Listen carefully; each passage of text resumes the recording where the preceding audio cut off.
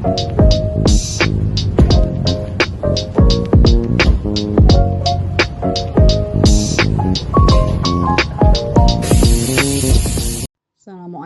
warahmatullahi wabarakatuh. Selamat pagi para pembelajar sekalian.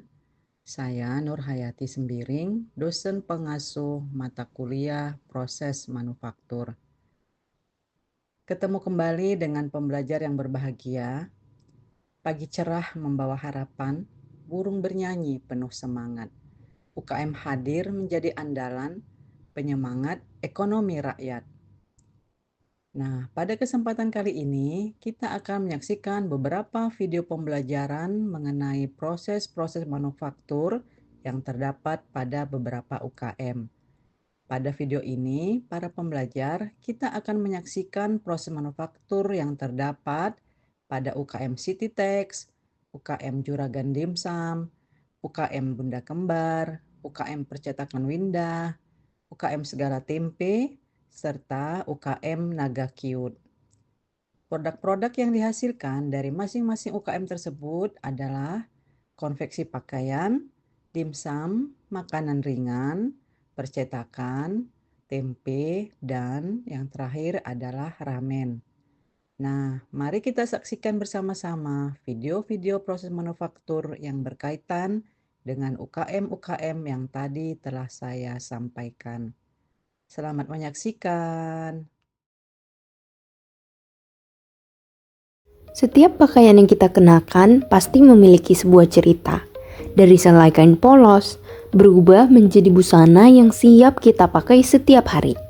Tapi, bagaimana sebenarnya proses di baliknya? Yuk kita lihat langkah demi langkah bagaimana sebuah pakaian dibuat dengan teliti dan sistematis. Proses pembuatan manufaktur dalam pembuatan kaos polos dan sablon terdiri dari berbagai tahapan. Tahapan yang pertama yaitu perancangan pola dan desain. Pada tahap ini dilakukan penentuan model kaos yang akan dibuat beserta pola gambar sesuai dengan ukuran dasar standar yang digambar di atas kertas pola atau karton. Nah, kertas pola atau karton ini disesuaikan dengan ukuran yang diinginkan oleh customer atau dapat juga dibuat dengan ukuran dasar standar kaos. Pola yang digambar meliputi bagian utama kaos seperti badan depan, badan belakang, lengan, dan juga kerah. Tahapan selanjutnya yaitu pemotongan bahan sesuai dengan pola. Pemotongan dilakukan di atas kain yang ditumpuk berlapis, kemudian dijiplak dengan kapur jahit ataupun dengan marker agar garis potongnya tampak.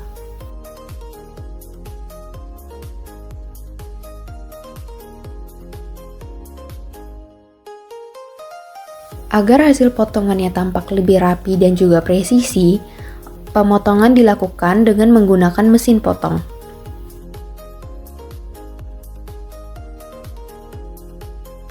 Berikut adalah hasil kain yang telah dipotong dengan menggunakan mesin.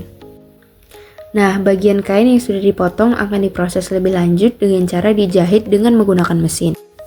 Nah, pertama-tama dilakukan penyambungan bagian rib leher dengan menggunakan mesin jahit obras. Selanjutnya dilakukan penyambungan bahu. Pada tahap ini disambungkan pola depan dan pola bagian belakang menjadi satu kesatuan. Nah, selanjutnya dilakukan pemasangan rib pada lingkaran leher.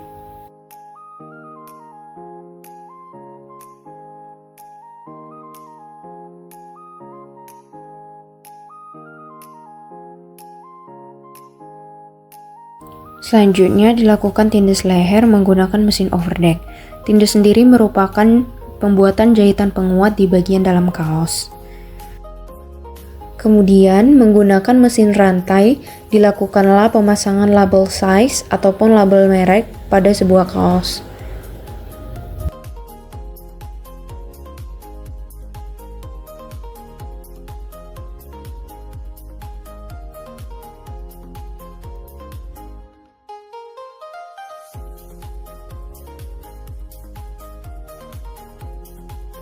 Kemudian dilakukanlah penyambungan lengan dengan cara dijahit menggunakan mesin obras. Pengobrasan dilakukan dari ujung lengan hingga ujung badan.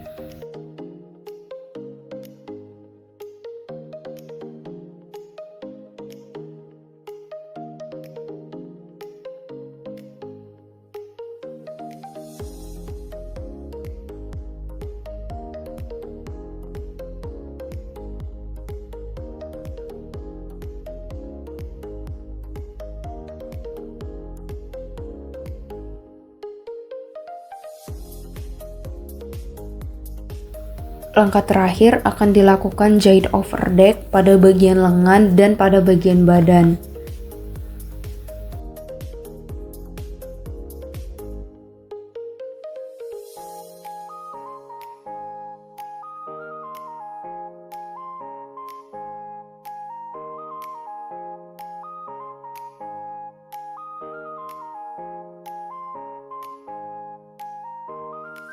Dan pembuatan pakaian dari potongan kain menjadi sebuah kaos telah selesai.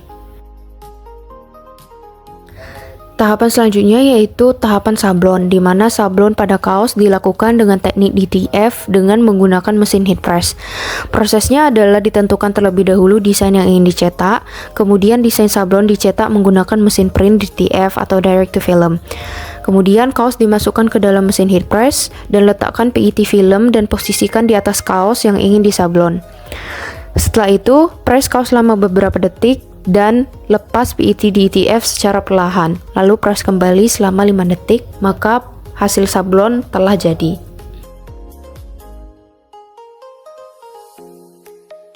Kemudian kaos dilakukan pengecekan untuk melihat benang-benang sisa jahitan dan dirapik. Setelah melewati quality control, kaos dilipat secara rapi dan dikemas untuk didistribusikan.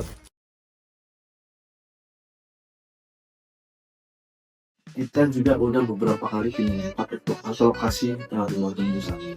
Yang pertama di dapur, yang kedua di keluar lagi di garasi rumah, lalu yang ketiga pindah di pabriknya sekarang. Nggak tahu. Wah. Jadi dan ini aku mau masuk yang ke tahap pertama nih. Ini bagian pembersihan ayam ini, pembersihan ayamnya. Yuk kita masuk ke dalam. Wah, luar biasa nih. Ini ayam semua nih dan ini dia. Ini bagian pembersihan. Pembersihan apa ya? Daging ayamnya. Jadi walaupun dari rumah potong itu udah pesannya mau yang bersih, betul-betul bersih gitu kan. Jadi di sini tetap harus diperiksa juga, dibersihkan lagi dari tulangnya, tulang atau apa lagi ya bang ya? Kulitnya, lemaknya, dan di sini maaf nih ini pantat ayam nggak masuk nih kita. Betul ya bang ya? Nah untuk pantat ayam di sini nggak masuk kita. Ini betul-betul disortir, dipisah, betul-betul dibersihkan. Ini macam ini kulit ini kulit lemak ini nggak pakai ya bang? Nah ini dia nih, ini kulit lemak, ini nggak pakai, betul-betul nggak pakai. Jadi betul-betul dipisahkan. Nah yang diambil tuh memang betul-betul daging ya bang ya. Nah jadi yang diambil itu betul-betul daging. Wah paten kali ya. Jadi kedan setelah nanti dari sini kita akan ke ruangan yang namanya pengadonan antara daging ayam dan tepungnya nih diadon. Kayak mesinnya kan. Kita tengok, yuk. Ini tahap yang kedua, kita masuk ke ruang penggilingan ayam kita gas. Nah, nih kita nih, ini ruangan, ini penggilingan ayam ya bang ya, penggilingan ayam. Jadi ayam di sini digiling nih, habis itu dipindah ke sana nanti kalau untuk, habis itu apa? Di sini digiling, pindah lagi untuk keadonan kita. Ini digiling dulu ayam di sini nih. Sekali giling berapa kilo nih bang? Sekali giling 20 kilo. Setelah dari sini nanti akan jadi seperti ini nih. Nah seperti ini kita nih, yang setelah digiling nih. Nah, jadi nih seperti ini kita nih, yang setelah digiling, ini akan pindah nanti ke ruang adonan. Ruang adonan, kita masuk ke dalam ya kan. Kayak mana dalam ruang adonan. Nah, ini nih. Ini ruangan adonan katanya. Ini ayamnya yang mau kita adonnya kan. Ini sekitar 20 kilo nih. Nanti dicampur tepung lagi nih. Untuk tepungnya berapa kilo tepungnya om? 20 kilo daging. 20 kilo daging. Tepungnya 2 kilo. Tepung 2 kilo. Wah, berat juga bang. Belum diadon daging ayam tadi. Nah ini bumbu rahasia ini diaduk-aduk nih. Udah pastilah dia pakai bumbu rahasia ya kan. Itu dituang ke dalam ya bang. Oke. Proses daging ayam yang mau diadon. Nah, rap masuk. Itu tadi 20 kilo tuh kita. Luar biasa tuh. Oh, ini proses pencampuran tepung sama daging. Tutup rap. Ini mesinnya. Diadon sampai halus, sampai rata. Nah, diadon sampai rata dan halus ya. Jadi ini udah selesai diadon. Ini yang bakal nanti ke ruang produksi, gue bilang kan payah kali bilangnya ya. Mantap lah, paten. Nah terus, tuh dipindahkan dia.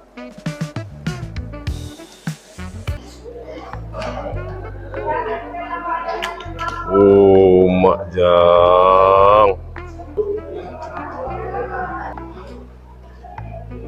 20% tepung. 80% daging, 20% tepung. Seperti Nah, itu. jadi artinya hanya untuk sebagai pengikat aja Iya, mungkin, Om, ya? mengikat aja supaya waktu dikukus itu nggak lengket, nggak hancur. Nggak gitu. hancur. Iya. Keren. Kita lanjut lagi, Om. Ini kita kemana lagi nih, Om? Mana lagi nih, Om? Mana lagi? Ini lagi buat produksi.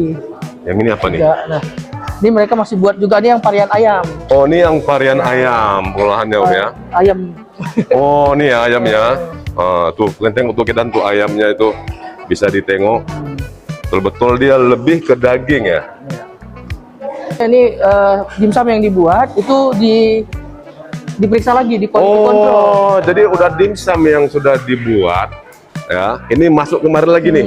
Ini untuk diperiksa atau quality control namanya. Ya, jadi seperti ini Om, apabila masih ada kulit yang ini ataupun darah-darah beku Darah. di ayam kan, nah, Bulu ya, Om. bulu dan lain sebagainya macamnya itu kita sortir lagi. Nah, sinilah sortir. Ini sortir yang ketiga di sini. Oh, sortir ketiga ini. Iya, arti yang keempat itu ada Oh, satu ada lagi. Ya, jadi Berarti itu ini kalau dia ada bulu, tulang terutama. tulang terutama ya. Ini disortir di sini, ini dibuang. Betul-betul ini masuk dalam quality control dibilang ini. Ini quality control yang ketiga. Kita tengok ini ada lagi katanya quality control yang keempat. Berarti yang pertamanya ngapain, Om? Yang pertama itu proses cuci ayam. Oh, yang pertama itu proses cuci Jadi ayam. kita lihat itu cuci ayam itu yang segar gimana gitu. Oh, kan. yang segar gimana? Nah, walaupun nanti masih ada bulunya ataupun masih ada darahnya, di situ dibersihkan lagi. Oh, dibersihkan lagi. Yang Iya. kedua? Yang kedua tetap lanjut untuk penggilingan. Di penggilingan mau dikontrol Penggilingan. lagi. Ayam Kontrol itu, lagi. tulang-tulangnya udah bersih belum gitu. Oh, kan. gitu. Kalau masuk ke penggilingan bisa rusak juga mesin kita. Betul, gitu. betul. Bahasa beli Iya. baru lagi ya. Harus- Ini yang ketiga. Yang ketiga, ini masing-masing kelompok nanti sini. Oh, masing-masing kelompok. Masing-masing meja itu punya ketua kelompoknya, mereka quality control lagi. Quality control lagi. Habis itu nanti yang terakhir itu di Keempat. kepala produksinya. Kepala produksinya. Nah, kalau- Kita ke kepala produksi yang quality control yang keempat. Ini garang nggak nih? Biasa galak Iya, ya. paling kan? kejam ini. Paling kejam ya. Ayo kita. Aduh, kita lanjut lagi. Nah, ini quality control yang, keempat ya, Yang Om ya. keempat, Om. Ini biasanya paling galak. Ini betul-betul udah yang betul-betul pemeriksaannya lebih ketat lagi Ini nih, Om ya. harus lebih teliti, Om. Lebih teliti lagi. Ini apa yang diperiksa, Om? Ini itu tadi, Om, apakah kulit, apa segala Oh, macam, diperiksa beratnya lagi. juga, Oh, ukurannya berat biar juga. nggak ada yang kecil, nggak ada yang besar gitu kan. Jadi ini luar biasa ini. Tadi kulit, tuh, bulu segala macam diperiksa. Ini sekarang di sini ditambah lagi pemeriksaannya ini berat aja pun ini diperiksa. Beratnya sama, ukurannya ini besar kecilnya sama enggak? Rapinya, cantiknya, Rapinya, semuanya. cantiknya. Iya. Sampai seperti itu ya. Iya, Om. Luar biasa nih, Kedan. Nih, jadi kalau misalnya masuk kemari ini karyawan ini siap-siap ini kena periksa nih. Ditengok kalau misalnya salah kena repot ya, Om ya. Iya, benar, Om. Benar, luar Nah, di biasa. sini juga ada kode produksinya, Om. Jadi kita tahu kode kapan itu dibuat. Oh. Ya kan? Jadi kalau misalnya ada masalah dimsum Di luar, konsumen lah gitu, konsumen. terima ada yang kurang baik, Hah? kita bisa lacak siapa buatnya, siapa yang jam berapa bikinnya. Jadi kita bisa cross check lebih lanjut.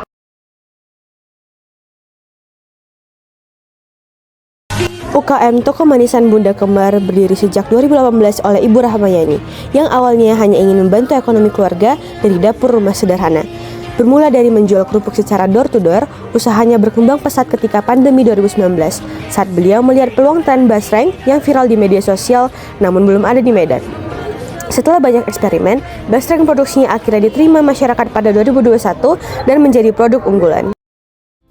Bahan baku utama berupa bakso ikan mentah dipilih berdasarkan kualitasnya, yaitu bertekstur kenyal, tidak lembek, serta tidak berbau menyengat. Bakso yang sudah dicuci dipotong menjadi bagian kecil. Satu bulatan bakso biasanya dipotong menjadi sekitar 25 bagian agar ukuran lebih tipis dan hasil akhir lebih renyah. Proses pemotongan dilakukan secara manual dengan menggunakan pisau dapur atau cutter. Potongan bakso yang sudah siap kemudian digoreng sebanyak 2 kali penggorengan dengan minyak panas menggunakan wajan besar. Tujuan penggorengan untuk memastikan bakso matang secara merata dan renyah. Basreng yang sudah digoreng 2 kali diletakkan dalam wadah besar dan dibiarkan hingga tidak panas. Pendinginan awal ini bertujuan agar basreng tidak lembab saat masuk ke tahap percampuran bumbu. Untuk tahap selanjutnya masuk ke tahap penimbangan. Setelah ditimbang, basreng dimasukkan ke dalam mesin pengaduk. Bumbu tabur seperti bubuk cabai, bawang bubuk, dan garam ditimbang sesuai takaran, lalu dimasukkan ke mesin untuk dicampurkan secara merata.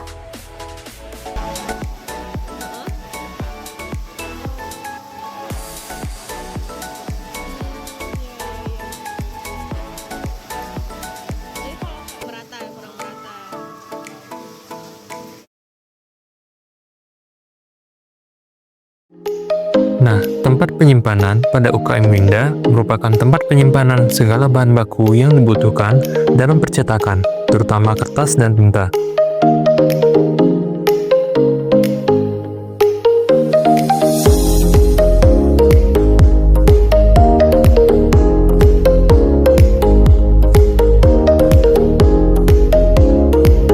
Percetakan Winda memiliki beberapa mesin untuk mendukung produksi produk yang dihasilkan mereka. Yang pertama adalah mesin digital printing, salah satu teknologi modern di percetakan Winda. Mesin ini mencetak langsung dari file digital ke media seperti kertas, vinil, hingga plastik. Mesin digital printing mengambil file langsung dari komputer, lalu menyemprotkan tinta secara presisi ke media cetak. Karena full digital, warna-warnanya tajam dan cepat. Ideal untuk desain dan foto. Mesin ini mampu mencetak dengan cepat dan fleksibel dan mampu menghasilkan cetakan yang menarik.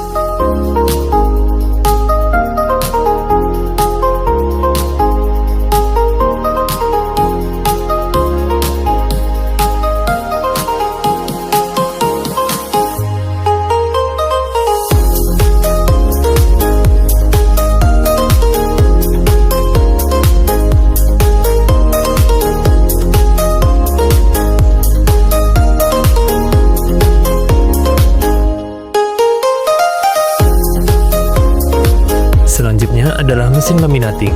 Cara kerjanya tidak terlalu rumit.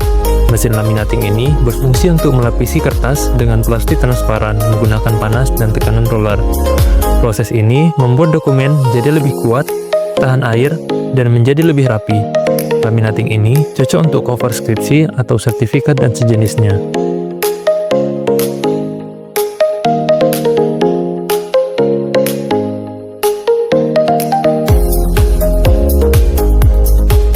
Berikutnya ada mesin plotter yang biasa disebut large format printer.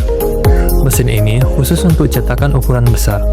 Cara kerjanya menggunakan printhead yang bergerak sepanjang bidang cetak, membaca data desain dari komputer, lalu menyemprotkan tinta secara sangat presisi garis demi garis. Plotter bisa mencetak di berbagai media seperti kertas, vinil, dan banner. Tools di dalamnya bekerja untuk menjaga akurasi warna dan ketebalan garis, sehingga hasilnya detail dan tajam. Mesin ini ideal untuk poster besar, banner, peta, gambar teknik arsitektur, hingga desain visual berukuran panjang.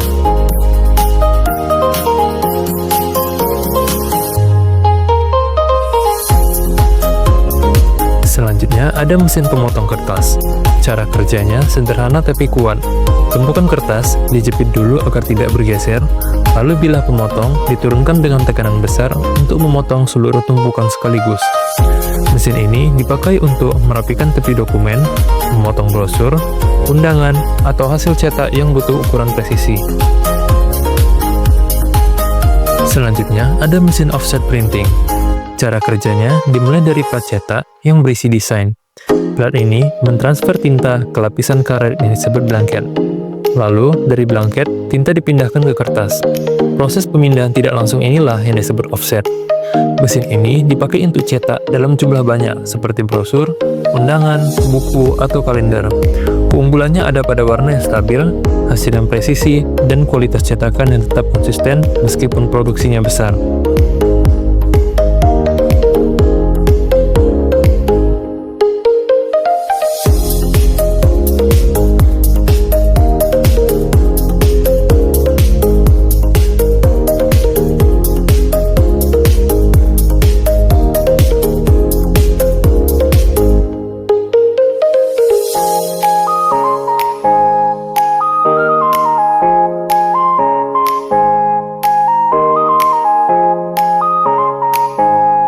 Selanjutnya ada mesin fotokopi.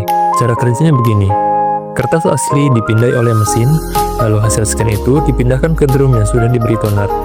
Drum kemudian menempelkan toner ke kertas baru, dan bagian dalam mesin memanaskannya supaya tintanya melekat. Hasilnya, kita bisa menggandakan dokumen dengan cepat, rapi, dan dalam jumlah banyak hanya dalam beberapa detik.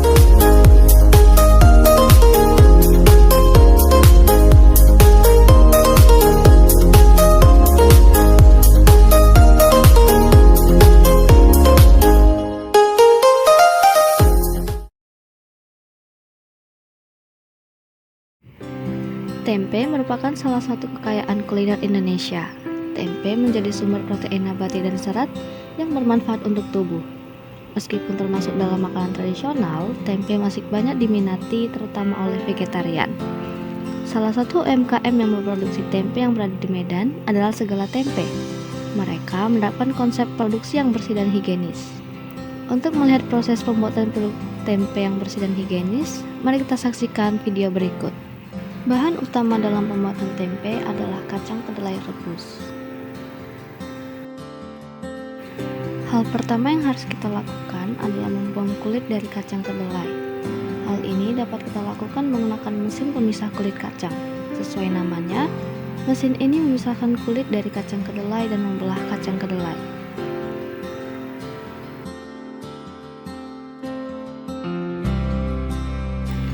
Kulit yang sudah terpisah biasanya akan dijual kembali menjadi pakan ternak. Hasil kacang kedelai yang sudah terbelah dan terpisah dari kulitnya kemudian dimasukkan ke dalam mesin piringan perendam. Mesin ini berfungsi mengeluarkan asam laktat dari kedelai dengan cara merendam kacang kedelai semalaman. Setelah direndam, kacang kedelai kemudian dicuci di mesin piringan pencuci yang berfungsi untuk membersihkan kedelai dari asam laktat yang dikeluarkan dan menyaring kembali kulit kacang yang mungkin belum terpisah. Setelah itu, kacang kedelai dimasukkan ke dalam mesin piringan perebus untuk merebus kacang kedelai hingga matang.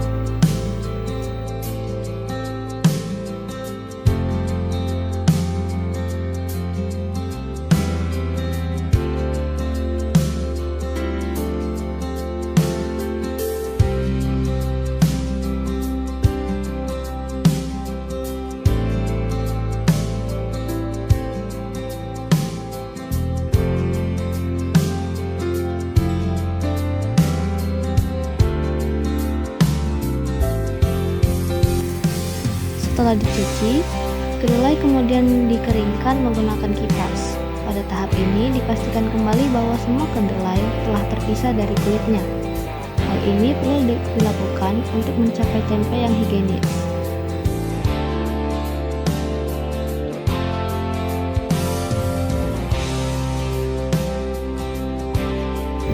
Jika tempe sudah kering, selanjutnya tempe dicampur dengan ragi.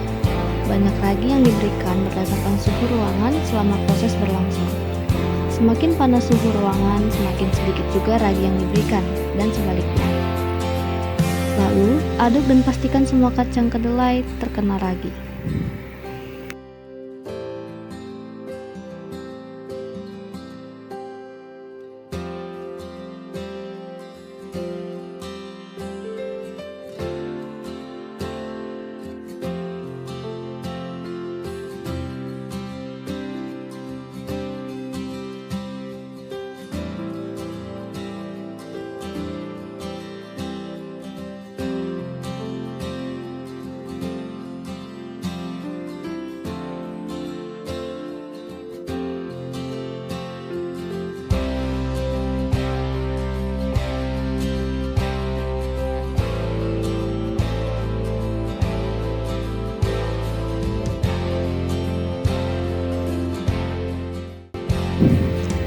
Setelah itu, kedelai di packing dan disiler lalu dirapikan yang menjadi salah satu ciri khas produk dari segala tempe.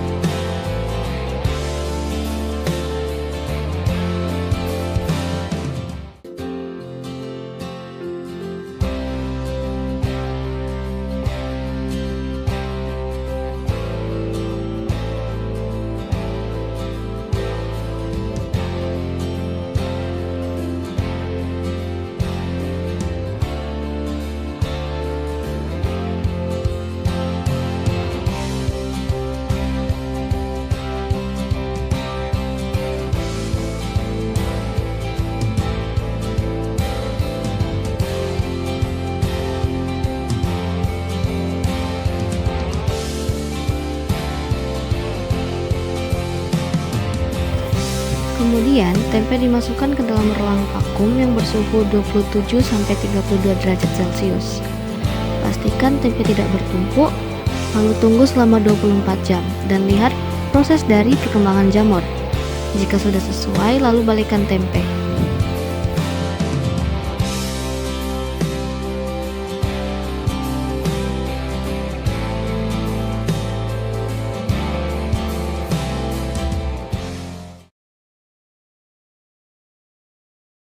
Halo semua, perkenalkan kami dari kelompok 3 proses manufaktur, yang dimana pada kesempatan kali ini kami ditugaskan untuk mencari sebuah UKM untuk di research apakah proses manufaktur di dalamnya.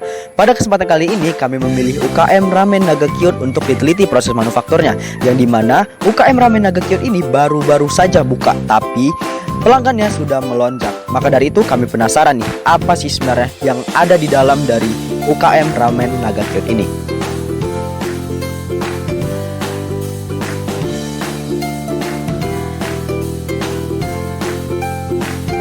Langkah awal yang dilakukan Ramen Naga Kyut ini adalah mensortir tulang yang telah dipisahkan dagingnya dan juga ceker untuk diambil sari-sari kaldunya agar dijadikan sebagai kuah ramen yang gurih dan lezat. Tampak di sini bahwa tulang-tulang yang telah disortir tadi direbus terlebih dahulu hingga beberapa jam hingga mengeluarkan kaldu, dan kaldunya itu siap untuk disantap, sangat gurih dan sangat nikmat.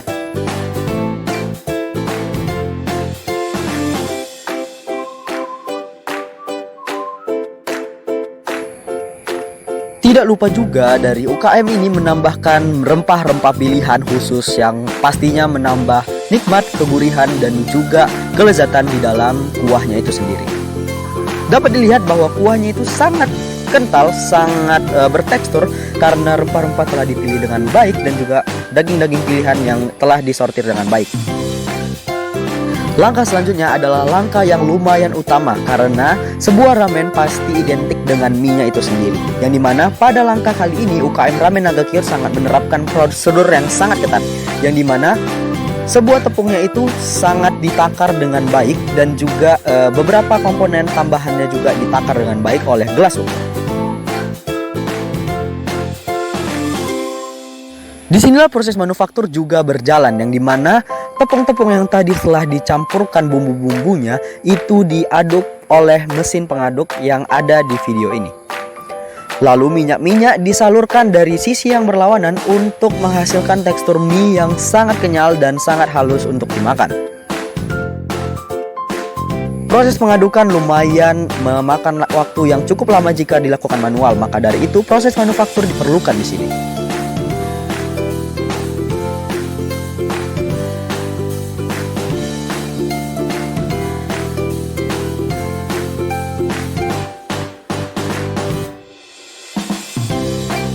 Setelah tepung-tepung dipastikan tercampur dengan rata, maka lanjutlah ke proses pencetakan, yang dimana proses manufaktur sangat diperlukan di sini juga, yang dimana pembentukan mie, pembulatan mie itu diatur dengan baik.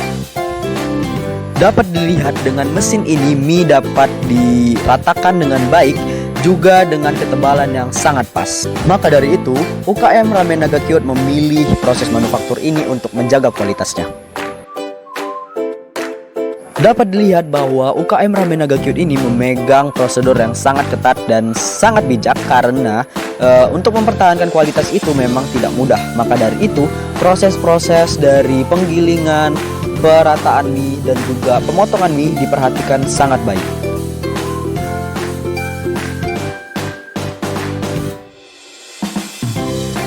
Proses manufaktur dilakukan secara terus-menerus, yang dimana langkah selanjutnya ini juga melibatkan proses manufaktur, yang dimana setelah mie-nya tadi telah dihaluskan, telah diolah, maka dari itu saatnya lah kita untuk memotong mie-nya menjadi bagian-bagian kecil sesuai standar mie itu sendiri, yang dimana mie-nya kali ini dijaga kualitasnya untuk disalurkan ke pelanggan.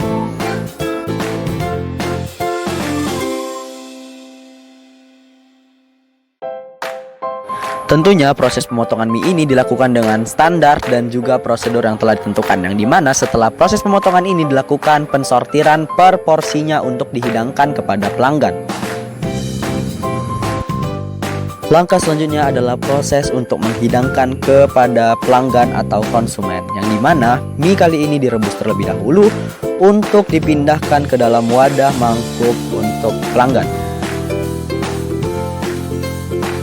Lalu tibalah untuk saatnya packaging, yang dimana menggabungkan beberapa kondimen seperti daun bawang dan lain-lain. Langkah selanjutnya adalah pengkemasan kuah, yang dimana kuah yang telah diproses tadi dikemas dalam sebuah plastik untuk proses take away oleh pelanggan itu sendiri. Ramen Naga Kyut memiliki beberapa jenis kuah, yang dimana kuah kali ini adalah kuah kaldu.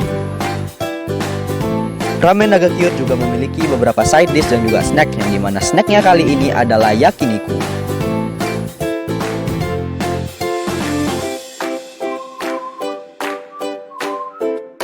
Pastinya UKM Ramen Naga Kyut ini memiliki banyak side dish dan juga snack yang akan dihidangkan, maka dari itu permesinannya juga pastinya banyak.